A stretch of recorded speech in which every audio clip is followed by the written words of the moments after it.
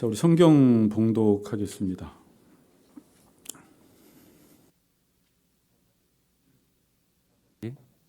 사사기 20장 17절에서 28절까지만 봉독을 하겠습니다. 베냐민 자손 외에 이스라엘 사람으로서 칼을 빼는 자의 수는 40만 명이니 다 전사라. 이스라엘 자손이 일어나 베델에 올라가서 하나님께 여쭈어 이르되 우리 중에 누가 먼저 올라가서 베냐민 자손과 싸우리이까 하니 여호와께서 말씀하시되 유다가 먼저 갈지니라 하시니라. 이스라엘 자손이 아침에 일어나 기브아를 대하여 진을 치니라. 이스라엘 사람이 나가 베냐민과 싸우려고 전열을 갖추고 기브아에서 그들과 싸우고자 하매 베냐민 자손이 기브아에서 나와서 당일에 이스라엘 사람 2만 2천 명을 땅에 엎드려뜨렸으나 이스라엘 사람들이 스스로 용기를 내어 첫날 전열을 갖추었던 곳에서 다시 전열을 갖추니라. 이스라엘 자손이 올라가 여호와 앞에서 저물도록 울며 여호와께 여쭈어 이르되 내가 다시 나아가서 내 형제 베냐민 자손과 싸우리이까 하니 여호와께서 말씀하시되 올라가서 치라 하시니라. 그 이튿날에 이스라엘 자손이 베냐민 자손을 치러 나아가매 베냐민도 그 이튿날에 기브아에서 그들을 치러 나와서 다시 이스라엘 자손 18,000명을 땅에 엎드려 쓰렸으니 다 칼을 빼는 자였더라. 이에 온 이스라엘 자손 모든 백성이 올라가 베델에 이르러 울며 거기서 여호와 앞에 앉아서 그날이 저물도록 금식하고 번제와 화목제를 여호와 앞에 드리고 이스라엘 자손이 여호와께 물으니라. 그때에는 하나님의 언약궤가 거기 있고 아론의 손자인 엘르아살의 아들 비느하스가 그 앞에 모시고 섰더라. 이스라엘 자손들이 여쭈기를 우리가 다시 나아가 내 형제 베냐민 자손과 싸우리이까 말리이까 하니 여호와께서 이르시되 올라가라. 내일은 내가 그를 내 손에 넘겨주리라 하시는지라. 아멘. 네. 자, 우리 같이 인사합시다. 하나님을 기대합시다. 이렇게. 네, 하나님을 기대합시다. 네. 자, 오늘 예배 캠페인을 만들었는데 오늘은 소개를 못했는데 일단 맨 마지막 줄이 뒤에서 네 번째 줄이 이제 규환 형제가 거기가 맨 마지막 줄이니까 오늘 미연지 선생님 하나 앞으로 당기시고 네, 일단 다음 주에부터 예배 캠페인 다시 또 하도록 하겠습니다. 네. 교환 형제 맨 뒤쪽에 누가 앉으면 못 앉게 하세요. 네.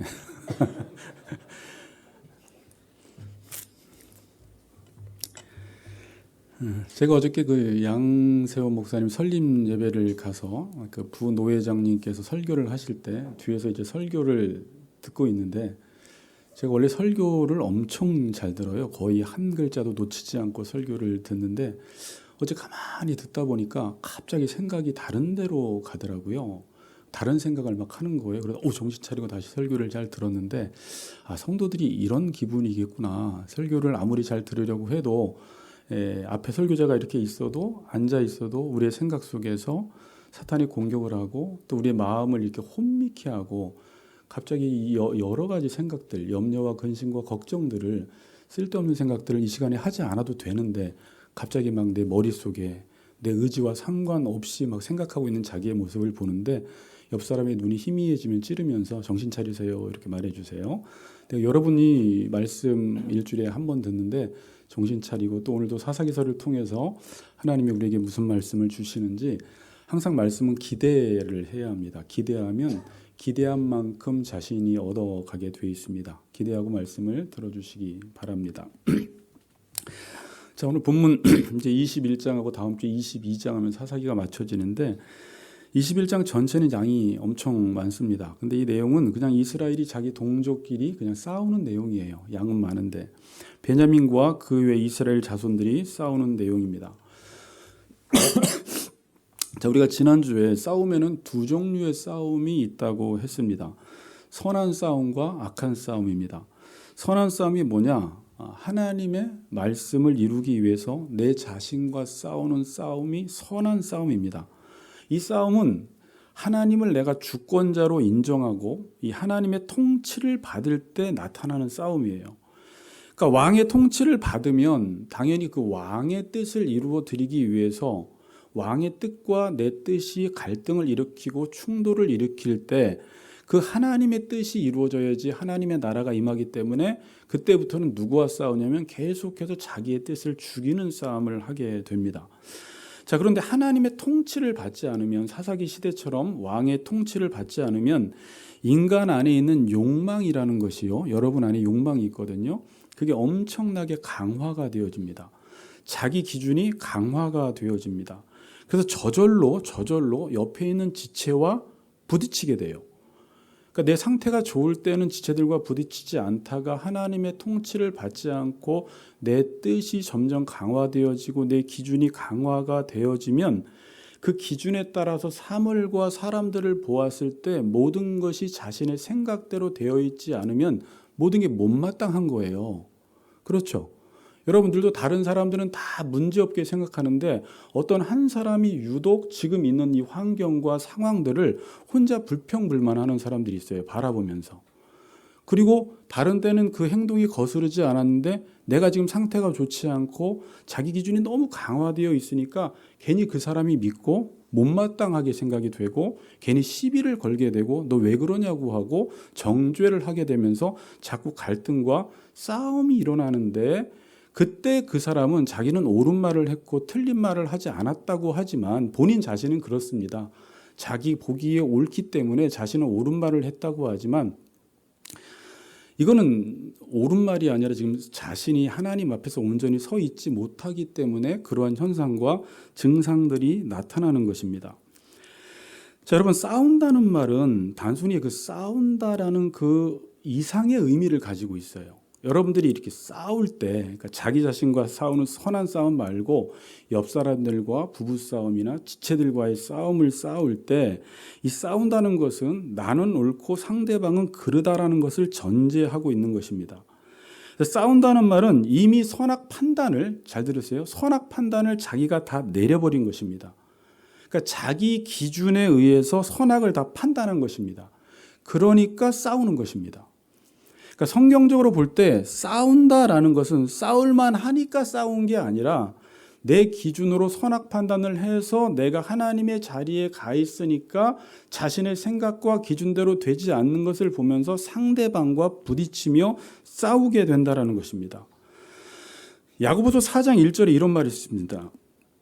너희 중에 싸움이 어디로부터 다툼이 어디로부터 나느냐. 그러니까 싸움의 근원, 다툼의 근원이 어디냐라고 했을 때 너희 지체 중에서 싸우는 정욕으로부터 나는 것이 아니냐. 근데 정욕을 수식하는 게 싸우는 정욕이라고 합니다. 그러니까 이 정욕은 무조건 싸움을 일으키는 거예요. 자, 그럼 정욕이라는 게 뭘까요? 뭐 해도네, 그래서 뭐 쾌락, 즐거움 이렇게 지금 헬라어는 나와 있지만 방금 제가 앞에서 말씀드린 하나님의 통치를 받지 않을 때 모든 것들을 자기 기준과 자기 유익에 따라서 자신은 옳은 것을 이야기한다고 하지만 성경은 그렇게 말하지 않아요. 자기 기준에 따라서 모든 것들을 평가하고 사람들과 갈등을 일으킬 때 그게 정욕의 문제라고 합니다. 그러니까 다툼과 싸움은 왜 일어나느냐? 싸우는 정욕으로부터 나는 것이 아니냐라고 말합니다. 2절에 보세요. 너희는 욕심을 내어도 얻지 못한다. 그러니까 사람들은 욕심을 많이 내면 얻는다고 생각하는데 성경은 욕심을 내어도 얻지 못하며 살인하며 시기하여도 능히 취하지 못함으로 다투고 싸우는도다. 중요한 말을 합니다. 너희가 얻지 못하는 것은 뭐라고요?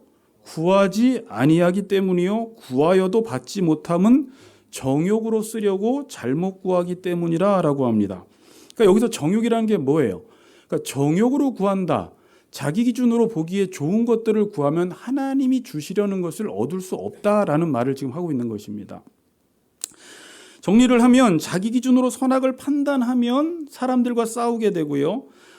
하나님의 통치를 받고 선악을 판단하면 똑같이 선악을 판단한 건데 예수님처럼 살게 돼요. 자, 보세요. 통치를 받지 않고 선악을 판단하면 그러니까 사람들과 싸우게 되고 하나님의 통치를 받고 그 율법에 의해서 내가 선악을 판단하면 똑같은 선악을 판단하는데 결과가 달라요.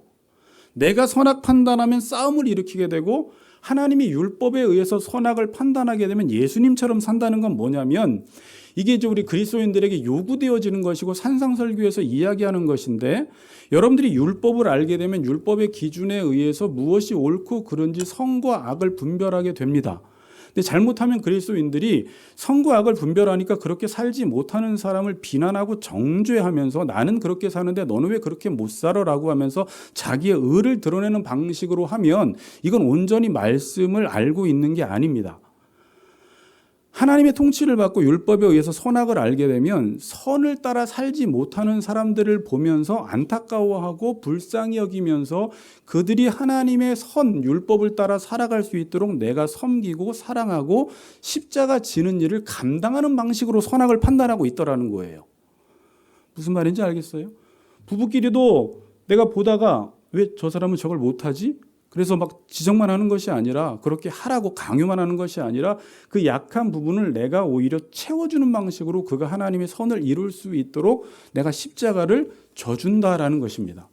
똑같은 선악 판단인데 행동과 결과가 전혀 다른 결과를 낳는 거예요. 자, 그러니까 성경적으로 싸움을 한다는 것은 이미 자신이 선악 판단을 다 하고 하나님의 자리에 가 있기 때문에 하나님께 기도할까요, 안 할까요? 그러니까 하나님의 뜻을 물을까요, 안 물을까요?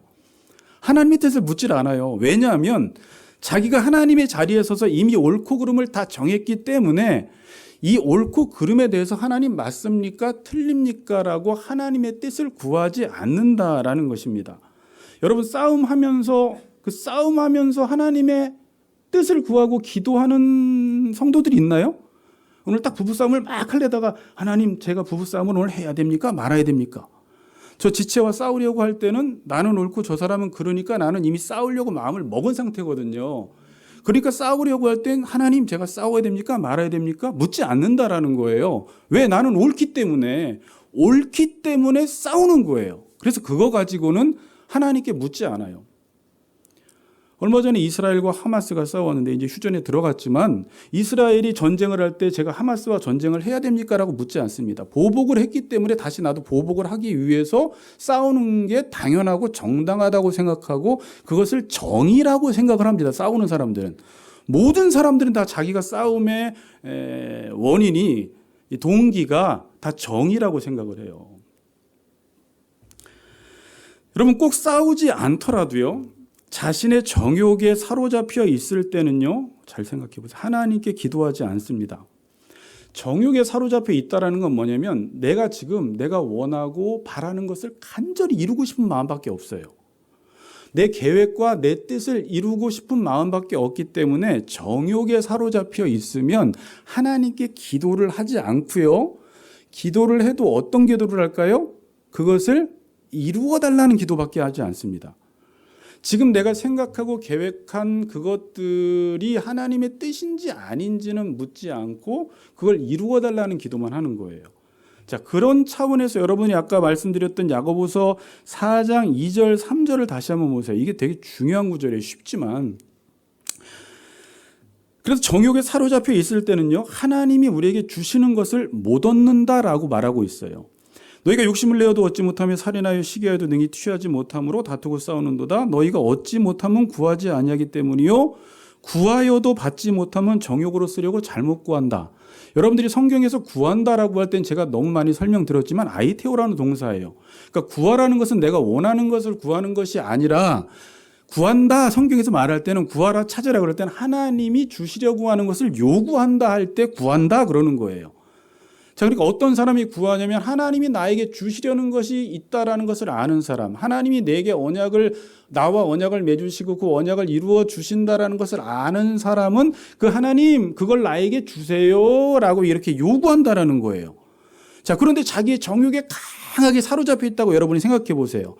나는 하나님의 뜻에 관심이 없고 지금 오직 내가 원하는 건 내 뜻, 내 생각, 내 계획만 이루고 싶으면 기도를 해도 하나님이 나에게 주려는 것을 구하지 않고 내가 원하고 바라는 것만 구하기 때문에 그렇게 기도해서는 얻지 못한다. 정욕으로 구하는 것은 얻지 못한다라는 거예요. 그러니까 기도해도 아무런 효과가 없는 거예요. 이미 문제는 뭐예요? 내 정욕이 하나님과 나 사이를 가로막고 있는 것입니다. 자, 오늘 본문은 이스라엘 자손 40만 명과 베냐민 사람 2만 5천 명과 기본 사람 몇 명이요? 물매를 기가 막히게 잘 던지는 사람 700명과 함께 전쟁을 해요. 그러니까 40만 대 얼마예요? 2만 5천 700명이 동족끼리 지금 전쟁을 하는 것입니다. 그 내용이 20장 끝까지 나와 있어요. 자, 이 싸움에서 잘 보세요. 이제 본문을. 이스라엘 자손이 베냐민과 싸움을 하면서 이 전쟁에 대해서 하나님께 여쭙습니다.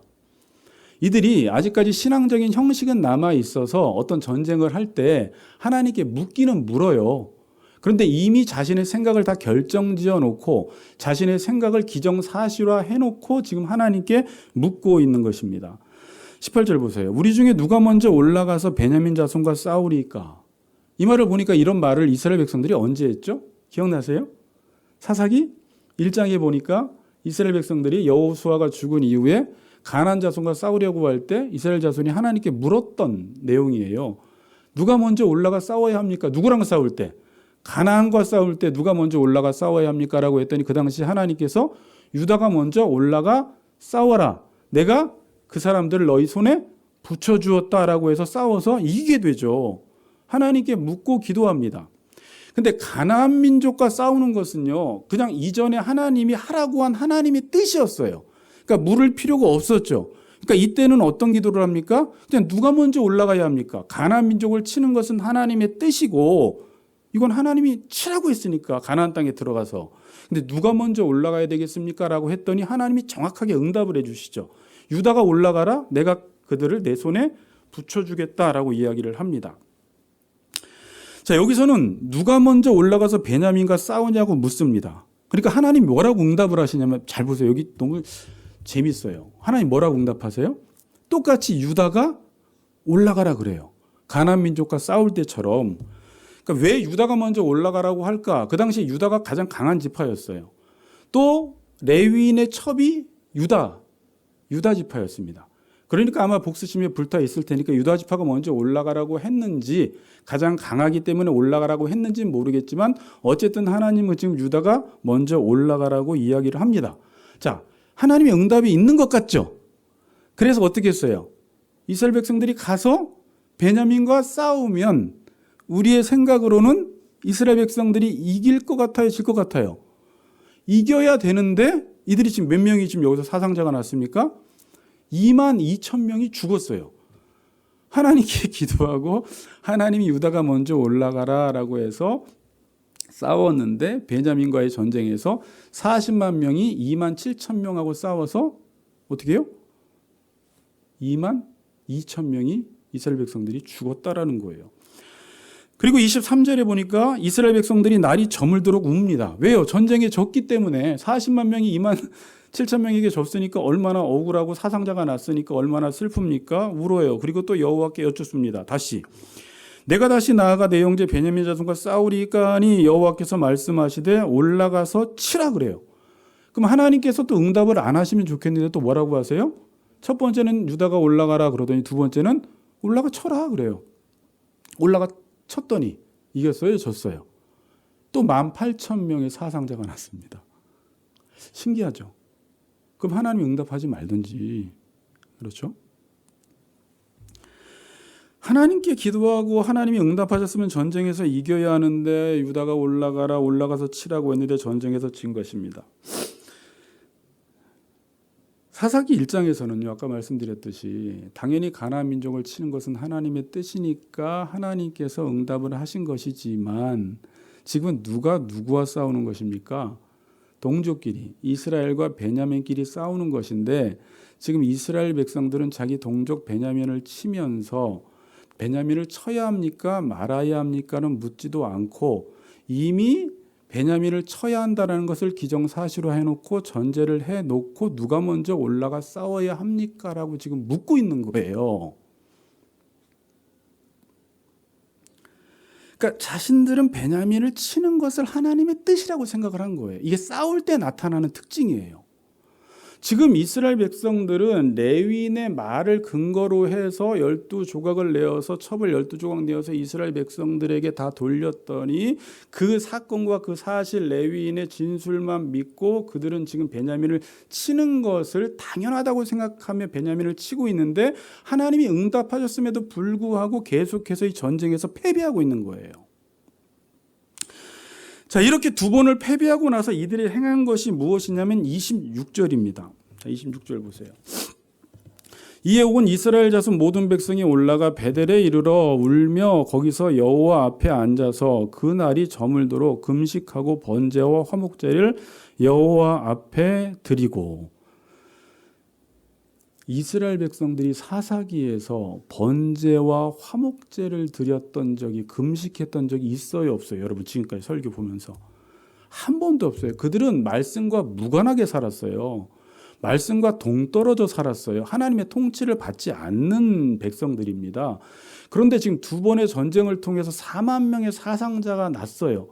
도저히 이들은 이해를 할 수가 없는 것입니다. 왜요?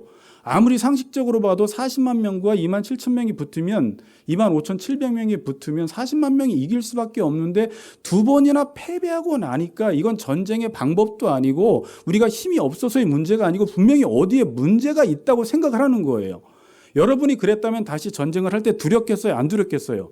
아무리 40만 명이지만, 여러분 우리 교환 형제가 만약에 대기업 들어갈 실력이 되는 친구인데 중소기업을 면접 보고 넣었는데 자꾸 떨어져.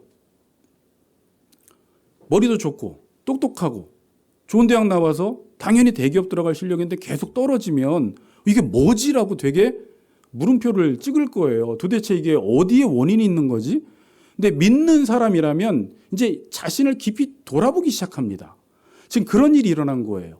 싸워서 하나님이 응답하셨는데 계속 패배하니까 이 패배의 원인은 숫자의 문제도 아니고 힘의 문제도 아니고 병력의 문제도 아니고 전쟁의 방법의 문제도 아니고 이건 분명히 우리 자신 안에 있는 무슨 하나님과의 관계 속에서 내 안에 뭔가 잘못이 있기 때문에 이 잘못을 해결하지 않으면 계속해서 전쟁에서 패배할 수밖에 없다고 이스라엘 백성들이 생각을 한 거예요. 그리고 나서 뭘 하는 줄 아세요? 이들이 금식을 해버려요. 그때 보세요, 본문에. 금식을 하고 금식한 이후에 뭘 합니까? 드리지도 않던 번제와 화목제를 드려요. 그리고 베델로 올라갑니다. 실로에 언약궤가 있었는데 이 당시에만 싸움을 하기 위해서 베델로 언약궤를 가져왔던 것 같아요. 그리고 사사기 21장에 가면 다시 언약궤가 실로로 돌아갑니다. 그러니까 제가 지금 무슨 말씀 드리고 싶냐면 평상시에 하지도 않던 이제 금식과 화목제와 번제를 드리고 비느하스라는 제사장을 모셔놓고 언약궤 앞에서 하나님께 묻기 시작해요. 그러니까 이 말이 무슨 말일까요? 여러분 금식을 한다는 건 무슨 말이에요? 금식이 자꾸 변질되어서 우리는 뭔가 내가 하나님 앞에 무엇인가를 이루어 드리는데 하나님이 구하는데 하나님이 이루어 주지 않으면 떼쓰는 방식으로 금식을 하는데 금식은 원래 그런 뜻이 아니라 내 안에 있는 모든 힘을 다 빼고 전적으로 하나님만 의지한다라는 행위예요. 지금 이스라엘 백성들이 이 금식을 하는 거예요.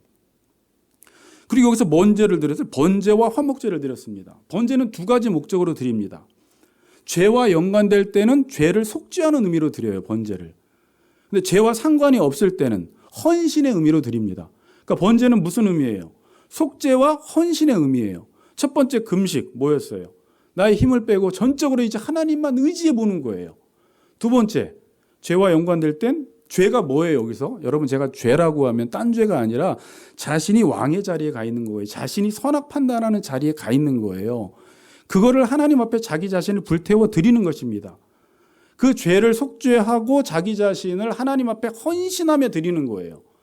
이게 신약 성경의 로마서 12장 1, 2절에서는 너희 몸을 하나님이 기뻐하시는 거룩한 산제사로 드리라, 이는 너희가 드릴 영적 예배니라라고 할 때 여기 제가 드리라라는 말이 어떤 의미라고 했습니까?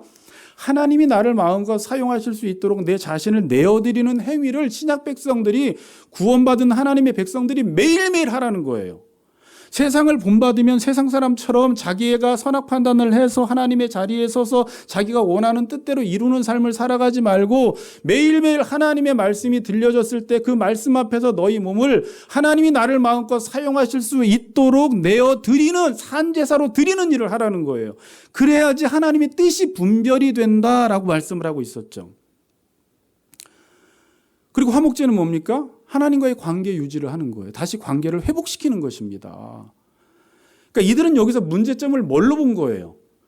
계속해서 우리가 이 전쟁에서 패배하는 이유는 하나님과의 관계에 문제가 있구나. 여러분, 이사야서에서 하나님과 우리 사이를 멀어지게 한 건 뭐라고 했죠? 죄 때문이라는 거예요. 내 죄 때문에. 지금 이 부분을 해결하는 거예요.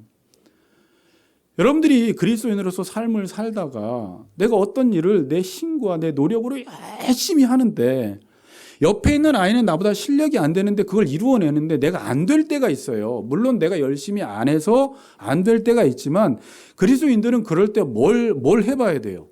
하나님 앞에서 나를 돌아봐야 돼요. 내 안에 무슨 문제가 있는지.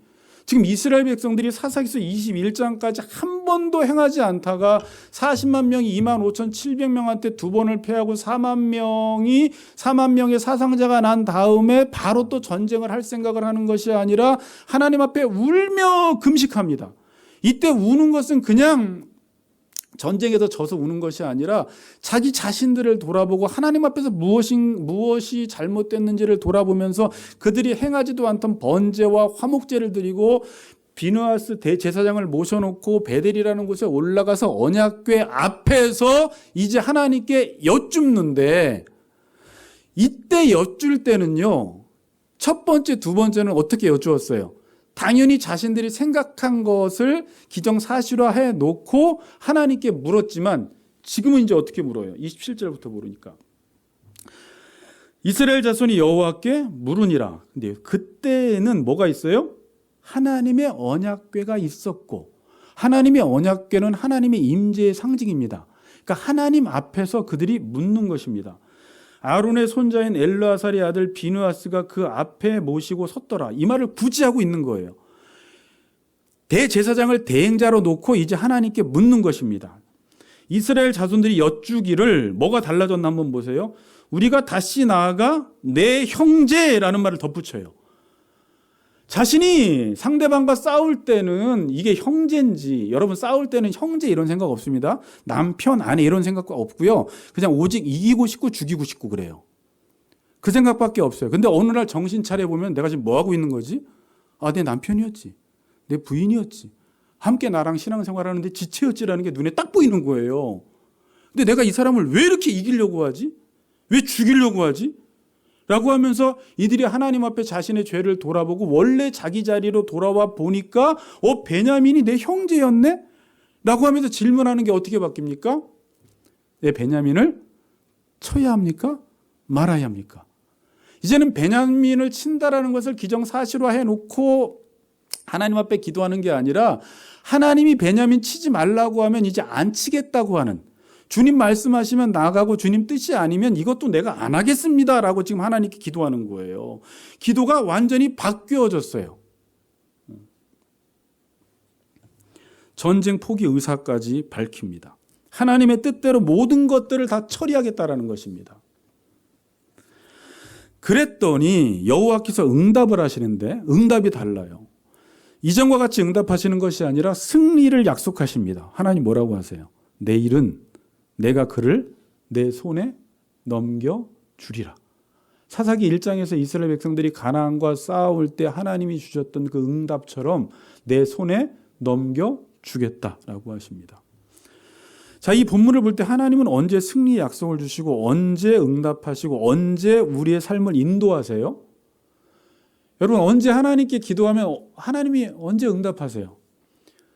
많은 성도들이 제가 기도를 주기도문을 가르치다 보니까 기도는 하나님의 뜻을 구하는 것입니다 라고 가르치니까 그때 우리 성도들이 질문했던 게 하나님의 뜻을 모르는데 어떻게 기도합니까? 라고 하면서 기도하는 걸 되게 어려워했는데 하나님은 정확하게 하나님의 뜻을 정확하게 구하는 사람에게만 응답하는 건 아니에요. 여러분, 부모가 됐는데 자녀들이 어려요. 근데 부모의 뜻이 있는데 부모의 뜻을 자녀들이 다 알 리가 없잖아요. 그렇죠? 그런데도 물으면 부모는 알려주려고 하는데 어떤 때 괘씸하냐면 자녀가 나한테 묻기는 묻는데 내가 대답을 줘도 이미 자기 생각으로 가득 차서 어차피 자기 생각대로 한다라는 걸 알면 또 어차피 내가 말해봤자 네 마음대로 할 거잖아 라고 하면서 응답을 안 해주죠. 안 가르쳐주죠. 그렇죠? 마찬가지예요.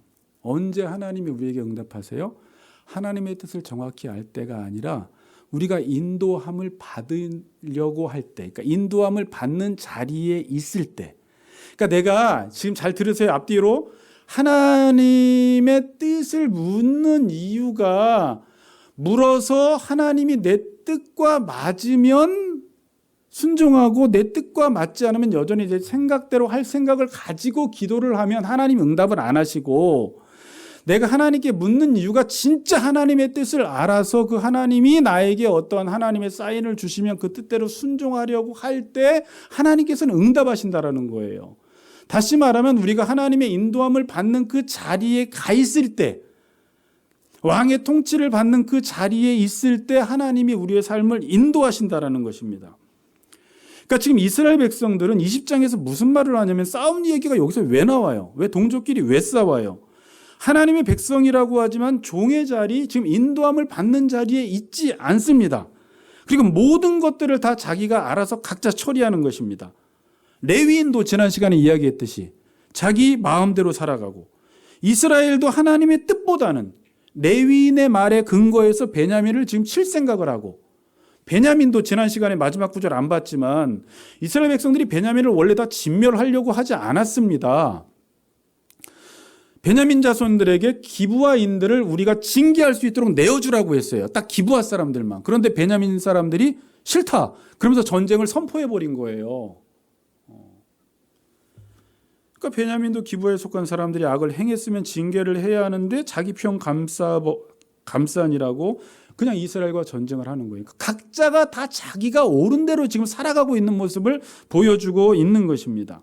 그러니까 하나님의 인도를 받는 사람들이 없어요. 자, 그런데 여러분 21장이고 20장 보면 1절에 보면은 이에 모든 이스라엘 자손이 단에서부터 부엘세바까지와 길르앗 땅에서 나와서 그 회중이 일제히 미스바에서 어디에? 여호와 앞에 모였으니 그러죠. 그들이 요식적인 행위를 했어요. 형식적으로는 늘 여호와 앞에 모이고 미스바에 모여요. 자기 선조들이 행했던 것처럼. 그러나 그들은 하나님께 기도는 하고 하나님께 묻기는 하고 여호와 앞에 있지만 어떻다는 거예요? 이미 자기가 어떻게 살아갈지를 모든 것들을 자기가 다 결정하고 하나님 앞에 나온다는 거예요. 그런 상황인 거예요. 그러니까 오늘도 우리가 예배를 드리는 이유가 뭐예요? 하나님, 오늘도 사사기 20장 말씀을 통해서 나에게 어떤 말씀을 주시든지 내가 그 말씀에 순종을 하겠습니다라고 나오기보다는 이미 여러분들은 여러분의 옳고 그름, 여러분들의 선악 판단을 가지고 지금도 여러분들이 막 밀고 나가고 욕심으로 행하고 있는 그 일들이 있어요. 그리고 그 일들을 염두에 두고 이 자리에 나와서 보통 하나님 그것들을 이루어 달라고 이야기하고, 오늘도 내가 기대했던 그 말씀이 들려지지 않으면 그냥 하나님의 말씀을 무시하고 여전히 자기의 뜻을 따라 살아간다라는 거예요. 그러니까 예배를 아무리 드려도 변화가 일어나지 않는 거예요. 이들이 이 당시에 그랬어요. 여호와 앞에는 섰지만 자기가 모든 것들을 다 결정하고 생각하고 자기 하고 싶은 대로 살아가는 거예요. 그러니까 아무리 오래 예배를 드려도 예배 효과가 없는 것입니다. 그럼 교회를 오래 다녀도 아무런 변화가 일어나지 않는다라는 거예요. 자, 이들은 언제 하나님의 인도를 받았습니까? 하나님과의 관계가 바르게 정립된 이후에. 하나님은 인도하는 분, 나는 인도를 받는 자. 하나님은 왕, 내가 종의 자리에 가 있어야지 하나님이 나에게 말씀하시고 내 삶을 인도하신다라는 거예요. 여러분이 지금 이 자리에 나와 있지만 여기에 나와 있다고 하나님의 종으로 앉아 있는 건 아니에요. 여러분이 지금 모든 것들을 여러분 생각을 기준으로 해서 다 결정하고 생각하고 계획하고 와서 앉아 있으면 하나님이 여러분들에게 말씀을 해 주셔도 여러분들은 듣지 않고요. 어디로 가라고 인도를 해도 싫어요. 나는 내가 가고 싶은 길을 갈 거예요. 그러면서 어차피 갈 거기 때문에 하나님은 말씀을 안 하세요. 여러분들에게. 여러분들이 그렇다는 게 아니라 만약 그렇다면. 그럼 우리도 날마다 번제와 화목제를 드려야 돼요. 번제와 화목제. 이것이 이스라엘 백성들에게 빠져 있었어요. 그동안. 이게 처음 나온 거예요. 그러니까 말씀 앞에서 자기를 돌아보는 일을 이 당시에 하지 않았다라는 것입니다. 하나님의 말씀이 전해지면 그 말씀 앞에서 나를 깊이 돌아보는 시간을 갖지 않았다라는 거예요. 여전히 내가 원하고 바라는 것을 이룰 생각밖에 안 하는 것입니다. 그리고 하나님이 그걸 이루어주지 않으면 그냥 하나님에 대한 불만만 갖는 거예요. 요즘 현대인들의 특징이 뭐예요? 저도 지금 이번 주 금요일 날도 같이 기도하면서 왜 이렇게 내 마음이 굳어져 있고 내 자신을 예전처럼 못 돌아보고 아무리 들여다보고 싶어도 잘 보이지가 않는 말씀이 거울이기 때문에 말씀을 깊이 들여다보지 않으면 내 자신이 절대 보이지 않는 거예요. 누군가가 내 죄를 지적해도 기분만 나쁘지 그 죄를 인정하지 않는 시대입니다. 그러면 계속해서 하나님의 말씀이 막혀버리고 하나님의 인도를 받지 못한다라는 것입니다. 이 하나님과의 바른 관계가 정립이 됐을 때 하나님은 정확하게 말씀하시고 정확하게 인도하십니다. 우리의 삶을. 그럼 내가 하나님의 인도를 받지 못하는 이유는 겸손하지 않아서 그래요. 여러분, 성경에서 겸손이라는 것은 저는 못해요가 아니라 원래 인간의 자리로 돌아가는 거예요. 하나님의 통치를 받는 자리로 돌아가는 거예요. 그런 말씀이 잘 들려요. 모든 말씀이 자기 말씀으로 들려요. 하나님이 우리의 삶을 인도하지 않는 게 아니라 내 생각 때문에 하나님의 인도를 못 받는 것이지, 하나님은 지금도 우리 자녀를 향한, 우리 남편을 향한, 우리 아내를 향한, 우리 교회를 향한 계획을 가지시고 지금도 여전히 인도하고 계시는데 우리가 그 인도를 받지 않는 것뿐이에요. 하나님의 자리에 가 있으니까. 이스라엘은 하나님과의 정상적인 관계가 회복된 이후에 이제 베냐민을 이깁니다. 자, 20장의 나머지 내용은 어떻게 해서 전쟁을 이기게 되었는지 전쟁에 대한 방법에 대해서 나와 있어요. 여러분들 체크해 놓으신다면 29절에서 35절은 처음에 전쟁에 대해서 그냥 개략적으로 기술해 놓았습니다. 두 번을 반복을 해요. 그리고 36절에서 48절은 좀 더 상세하게 기술하고 있습니다. 똑같은 내용을 개략적으로 대략적으로 기술하고 두 번째는 되게 상세하게 기술하고 있습니다. 그러니까 여러분들이 전쟁 내용을 읽어보면 그냥 이런 내용이에요. 제가 그냥 쉽게 이야기하면 핵심 키워드가 복병과 꾀임이에요. 복병과 꾀임. 그러니까 여기가 성읍입니다. 베냐민 성읍이에요. 베냐민 성읍에서 이스라엘 백성들이 쳐들어오니까 베냐민 군사들이 나가서 이스라엘을 치러 나가는 거예요. 그럼 지금 베냐민은 두 번이나 이겼기 때문에 이스라엘을 치면서 자신만만했겠죠. 그리고 성경에 보니까 또 베냐민이 이스라엘을 치다가 30명의 사상자가 났으니까 역시나 우리가 또 이기는구나라고 해서 계속해서 이스라엘 백성들을 베냐민이 쫓아가는 거예요. 성읍을 멀리하면서. 근데 지금 이스라엘 백성들은 어떤 지금 꾀를 쓰는 거예요? 이들을 성읍에서 유인을 한 것입니다. 성읍에서 나오게 만들어서 큰 길로 유인을 했더니 이들은 역시나 베냐민은 자신들이 이긴다고 해서 이스라엘 백성들을 쫓아가고 있고, 그때 여기에 복병들을 숨겨놓았다가 멀리 떨어진 이후에 그때 복병들이 일어나서 이 성읍을 쳐버린 거예요. 근데 이런 전쟁이 여호수아서에 어디 있었죠? 아이성을 이렇게 똑같이 쳤어요. 뒤에 이제 이야기해 줄게요. 뒤에니까 다 아니라 5분이면 끝납니다. 자, 이게 이제 전쟁의 내용이에요. 자, 근데 25절 보세요. 제가 이 본문을 2주 동안 본 거예요. 여러분 되게 이렇게 단편적으로 보면 안 되고 이렇게 본문을 보다 보면 도대체 하나님이 무슨 말씀을 여기서 하시는 걸까를 잘 캐치해내야 되는데, 자, 25절 보세요. 여호와께서 이스라엘 앞에서 베냐민을 치심해. 지금 이스라엘이 베냐민을 쳤죠. 근데 누가 쳤다고 이야기합니까? 베냐민 안에 있는 기브아 사람들이 지금 이전에 레위인의 첩을 강간했죠. 예? 그랬더니 지금 그에 대한 죄를 지금 하나님이 누구를 통해서 치시는 거예요? 이스라엘 백성들을 통해서 그들을 심판해 버리시는 거예요. 그러니까 여호와께서 이스라엘 앞에서 베냐민을 치심의 당일에 이스라엘 자손이 베냐민 사람 25,100명을 죽였으니 다 칼을 빼는 자였더라. 그러니까 25,700명에서 25,100명이 다 죽었으면 베냐민 자손들은 몇 명이 남았어요? 600명밖에 안 남았어요. 그래서 한 지파가 완전히 멸절되게 생겼었어요. 그럼 이 전쟁에서 베냐민만 치셨냐? 이스라엘 백성도 하나님이 치십니다. 자, 이스라엘 백성들이 아까 두 번의 전쟁을 통해서 몇 명이 죽었어요? 산수. 첫 번째 전쟁에서 22,000, 두 번째도 18,000. 몇 명이 죽었어요? 4만 명이 죽었어요. 이스라엘 백성들이 몇 명이었어요? 40만 명이었어요. 4만 명은 10분의 1이에요. 신학자들이 이걸 어떻게 보느냐? 뭐 굳이 짜맞추는 게 아니라 10분의 1을 쳤다는 것은 이스라엘 사람들을 다 쳤다는 거예요. 이 당시 악을 행하고 있는 이스라엘도. 그러니까 이게 어떤 결과냐면 자기들끼리는 서로 이기려고 싸웠어요. 형제들끼리. 그런데 하나님은 이걸 어떻게 활용을 하셨어요? 서로 치는데 이긴 사람이 없어요. 둘 다 하나님의 심판을 받아버린 거예요. 베냐민도 이스라엘을 치고 이스라엘도 범죄한 베냐민을 쳐버린 거예요. 누가 하신 겁니까? 하나님이 하신 거예요. 제가 이 본문을 묵상하다가 가끔 이스라엘 백성들이 이방 민족과 전쟁을 할 때 하나님이 이방 민족들끼리 자기들끼리 싸워서 죽게 하는 경우가 있습니다. 여러분, 그렇게 하면서 하나님이 이방인들을 치시는데 지금 이스라엘 백성들은 자기들끼리 서로 잘못했다고 하면서 치는데 결국은 이 싸움을 통해서 이긴 사람은 없고 하나님의 목적과 의도만 이루어진 것입니다. 하나님이 이렇게 일을 해버리셨어요. 근데 아까 이 전쟁의 방법이 어떤 방법이라고 했어요? 아이성 전쟁과 똑같은 방법입니다. 그러니까 가나안을 칠 때 이렇게 쳤어요. 자, 그런데 지금 이스라엘 백성들이 베냐민을 치는데 원래는 베냐민을 쳐도 얼만큼만 치면 돼요. 잘못한 기부와 백성들만 치면 되죠. 그런데 여러분 싸움을 하다 보면 막 이 감정이 격해지다 보면 분노가 올라오다 보면 상대방이 잘못한 것보다 10배의 욕을 퍼붓고요. 10배의 폭력을 가하게 됩니다.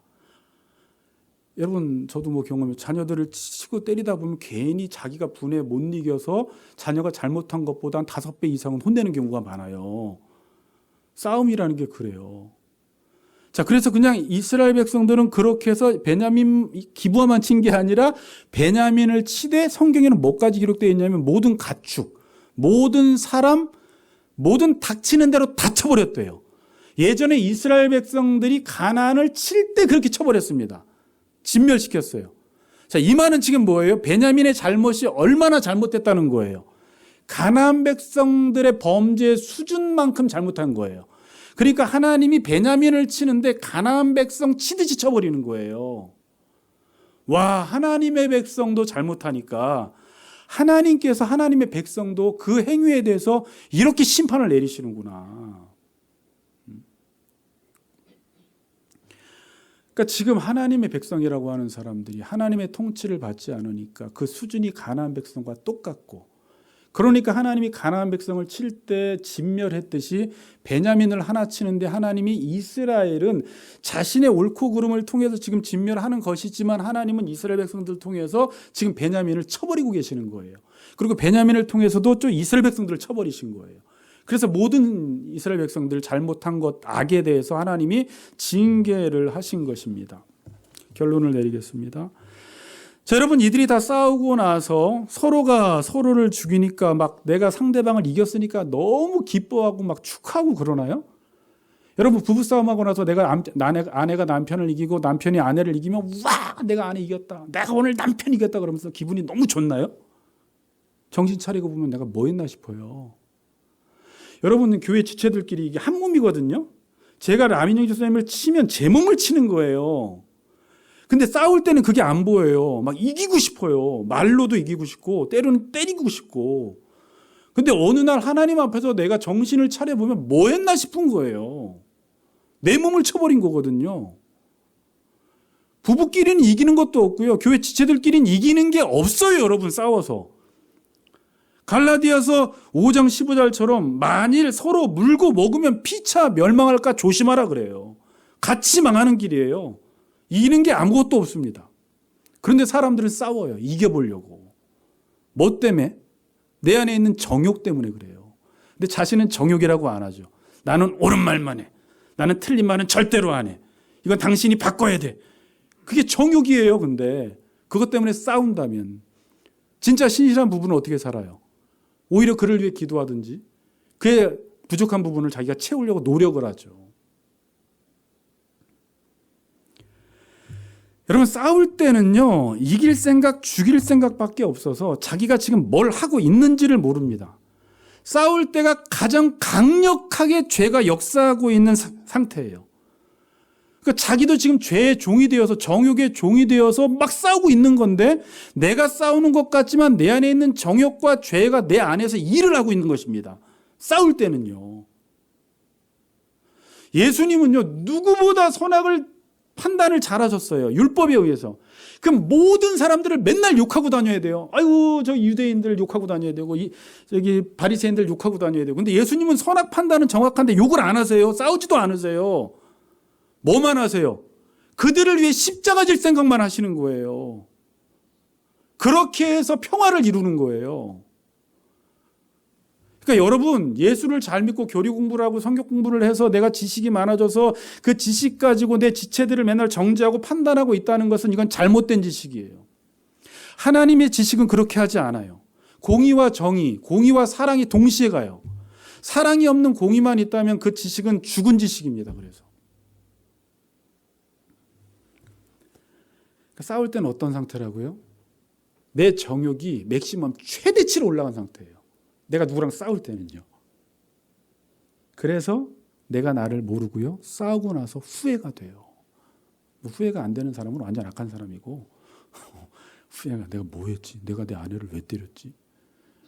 내가 남편에게 왜 저렇게 대했지? 내가 왜 교회 지체들을 저렇게 못 살게 하지? 정신 차려보면 베냐민이 내 형제였구나. 이렇게 딱 생각이 들어요. 이혼 숙녀 캠프를 제가 우리 아내랑 아주 즐겨보는데 옆에서 우리 아들들은 왜 이렇게 시끄럽게 싸우는 걸 보냐고 하는데 우리는 그걸 봐야지 사람을 이해하고 사람을 공부하니까. 이혼 숙녀 캠프에서는 이혼하려고 하는 사람들이 조정기간 동안에 둘이 나와서 너무 부부들이 다양해요. 어쩌면 저렇게 잘 싸울까? 어쩌면 저렇게 부부끼리 그냥 지옥 같은 삶을 만들까 할 정도로 싸우는데 거기서 거울 치료라는 게 있어요. 배우 둘이 나와서 부부가 했던 일을 똑같이 해요. 너무 잘하더라고요. 리얼하게. 그런데 거기서 그 자기의 모습을 이 사람들이 보면서 막 안 쳐다보려고 하고요. 막 부끄러워하고요. 막 치를 떨어요. 울어요.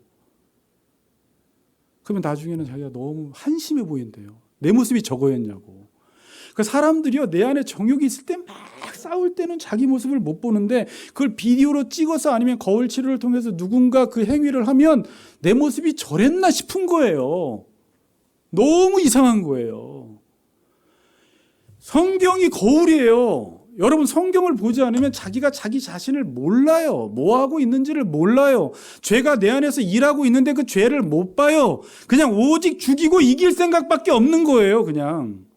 그러다가 말씀의 거울 치료를 딱 해보면 내가 지금 얼마나 교만해져 있고 얼마나 자기가 선악 판단을 하면서 하나님의 자리에 가 있는지가 보이기 시작하면서 회개를 하기 시작해요. 여러분, 인간은 하나님의 통치를 받을 때 가장 인간답습니다. 가장 자유롭고 가장 행복한 상태예요. 언제요? 하나님의 통치를 받고 있을 때. 여러분, 연이 날아다니는 연이 자유로워지고 싶어서 그 실을 끊어버리면 정말 활활 날아다니며 자유로울까요? 곤두박질 치는 거예요. 자유가 아니라. 실에 매여 있을 때 연은 자유롭듯이 인간은 하나님께 매여 있을 때 그 제한된 범위 안에서 참된 자유를 누리는 거예요. 그러나 하나님과의 관계가 끊어지면 인생이 곤두박질 치기 시작해요. 엉망진창이 돼요. 제가 엉망진창이라고 쓰면서 정확한 사전적 의미가 뭔지 찾아봤더니 모든 것이 뒤엉켜서 심하게 갈피를 잡을 수 없는 상태. 지금 현대인들 하나님의 통치를 받지 않는 사람들, 믿는 자들 중에서도 하나님의 통치를 받지 않고 살아가는 사람들이요, 정말 모든 것이 다 뒤엉켜 있어요. 갈피를 잡지 못해요. 가정은 가정대로, 부부는 부부끼리, 자녀들끼리 모든 삶이 다 꼬여 있는 거예요. 어디서부터 해결해야 될지를 몰라요. 문제가 다 꼬여가지고요, 해결 자체가 안 돼요. 여러분, 하나님의 통치에서 벗어나면 마치 연이 실에서 떨어져 나간 것과 똑같아요. 그런데 인생은 다시 하나님의 통치를 받아들이고 하나님의 인도를 받아들이고 살아가면 그 안에서 참된 자유와 참된 행복이 오고요, 그 어떤 것에도 매이지 않아요. 하나님께 매이는 사람은 어떤 것에도 매이지 않고요, 하나님께 매이지 않는 사람은 모든 것에 다 매여버려요. 그 종이 돼버리는 거예요. 죄의 종이. 죄가 시키는 대로 사는 거예요. 저나 여러분이나 정신 차려야 할 것은, 여러분, 싸울 거 많죠. 내일 뭐 직장에서도 싸워야 되고 또 누구랑 또 싸워야지. 직장 상사랑 내 또 싸워야지. 내가 남편하고 이 부분은 또 싸워야지. 아내하고 싸워야지 하는데 그거 싸우지 말고요. 이번 한 주간 내가 하나님 앞에서 종의 자리에 있는지, 인도함을 받는 자리에 있는지, 내 자신과 싸우면요, 하나님이 그들을 내 손에 붙여주셔서 모든 것들을 정리해 주세요. 이 은혜를 누렸으면 좋겠습니다. 아멘. 저에게도 적용한다면 목회를 어떻게 하면 잘할까가 아니라 제가 하나님의 종의 자리에 있으면 하나님이 아래서 목회해 주세요. 하나님의 말씀 전하고 하나님의 인도를 받으면 하나님이 그들을 내 손에 넘겨주셔서 하나님이 우리를 승리케 해주시는 것입니다. 오늘부터는 누구랑만 싸우세요? 나랑만 싸우세요. 그 옆 사람 싸우고 싶으면 조그맣게 싸우세요. 네. 그래서 승리하시는 한 주간 되시기를 주의 이름으로 축복합니다.